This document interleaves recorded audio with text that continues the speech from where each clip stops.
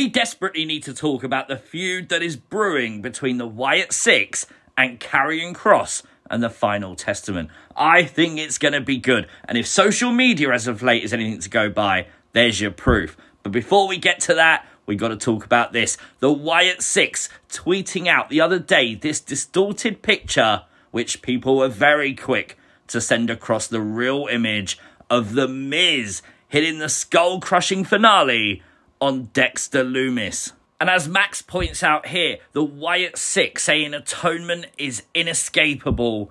This is now the Miz having to pay for his sins. Obviously that big feud between Miz and Dexter Lumis likely to come into play. Turning our attention to Karrion Kross, genuinely, Karrion Kross maybe put out my favourite tease of the year so far on social media the other day. This was so good. A video that started off with Paul Ellering with the Road Warriors versus Mike Rotunda, Kevin Sullivan, and Dr. Death. Mike Rotunda is IRS, the father of Bo Dallas and Bray Wyatt. Nice little callback there from Kross. And then this, obviously, footage of Karrion Kross from Lucha Underground using the mandible claw. Obviously, the finishing move of the Fiend. We've seen Uncle Howdy do it. This is getting interesting. And with Karrion Kross, I think it's even better. Because as he says, he's been on this mission. We're not 100% sure what this mission totally is yet. But it blows your mind when for the first time you realise that Karrion Kross and the Wyatt Sicks are actually the same thing. They are all about cryptic videos, exposing liars to get the truth and the real person out there for the public to see. The use of the mandible claw is a good example, but I think the biggest thing for me is Karrion Kross was the original White Rabbit. That was his nickname long before Bray Wyatt returned to WWE. It's just good. Genuinely, if you're paying more attention now than normal to Karrion Kross, that is exactly what should be happening. Karrion Kross is super talented, as Bobby Lashley recently said, but genuinely, you just need to do something that gets the limelight on him.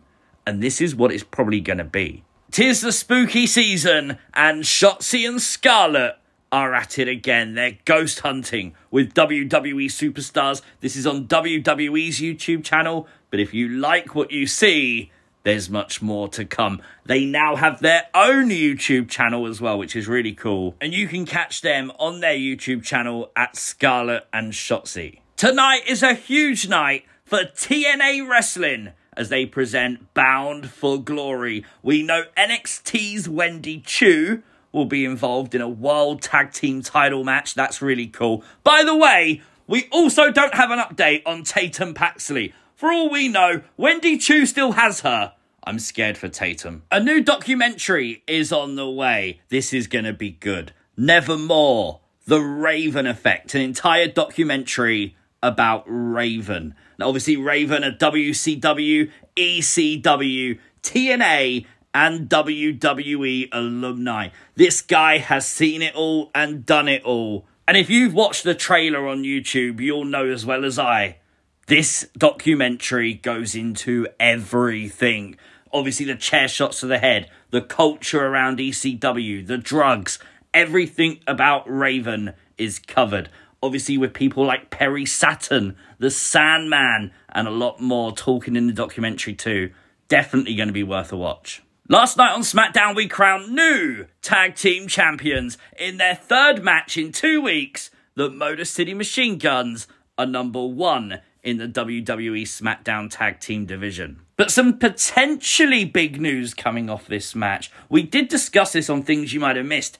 Obviously, this photo, Tommaso Ciampa being super kicked by Gargano, and it was shared by Ciampa himself on Instagram. Is Ciampa gonna turn heel? Do you know what? I know a lot of people don't like multiple tag teams breaking up. I don't know where you go from here with DIY. They seem to have faced everyone at this point.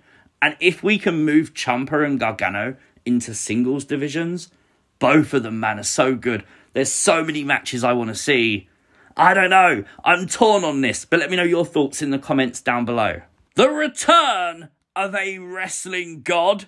Is it possible? Well, JBL may have hinted at it as he told the world he has had successful stem cell treatment and now he's completely pain-free. So could we see JBL getting back into the ring at least one more time? Don't forget, we've seen JBL show up in MLW, in TNA, on other wrestling shows as well. So we know there seems to be a desire from Bradshaw to do things within wrestling. I don't know this necessarily means a WWE return, but if Bradshaw's going to have one more match, do you think it will be in WWE? Again, let me know your thoughts in the comments down below. I'm going to include this picture of Stephanie Vicure and Julia that Julia posted to social media this week because, why wouldn't I? You don't see a picture like this all the time, do you? But obviously this is them preparing for their big tag team match at Halloween Havoc, which also, don't forget, is this Sunday night. That's going to be fun. Here's something definitely worth talking about. Cody Rhodes, in a recent interview, spoke about WrestleMania 41. That's next year, 2025. And he said, whatever's the plan is right now, it's unexpected. It's not like the rumours that are out there say, and it's going to beat and top WrestleMania 40. That is a big, powerful statement from the face of the WWE. How are they going to top WrestleMania 40? What is that match going to be?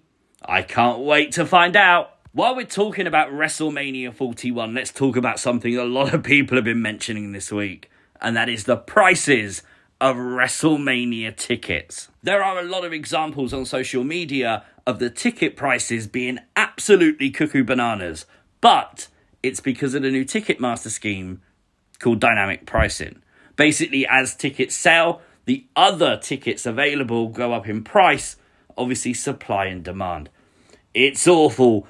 I personally wouldn't pay $800 for nosebleeds, but people are, and if people are willing to pay it, they're going to charge it. We all know the drill. And just look at this. Brandon Thurston from WrestleNomics, the highest price he could find the other day was $15,000 for floor seats, and that would be more than $20,000 with fees.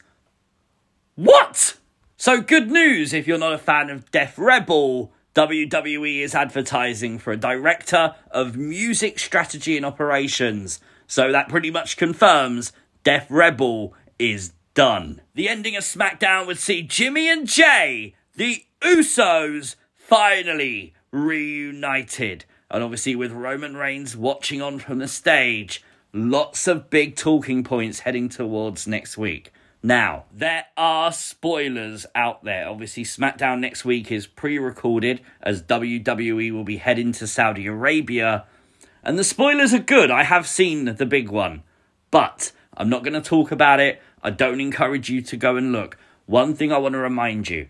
When you seek out the spoilers and then watch next week's show and say it's not good, that's on you. Not on me and not on WWE. Remember that. Self-promotion time. If you want to join the C Wrestling Discord server, you'll find the link on my channel. Join us. Over 2,400 members. And this is the week of Halloween. And we have a great Halloween competition going on the server right now. So join us. So there is your WWE news. We will be back tomorrow with Halloween Havoc. Things you might have missed. I'm really looking forward to that. If you are new to the channel, hit the subscribe button, turn on notifications, you'll never miss another upload. Like the video, share the video, and I'll see you next time. Peace!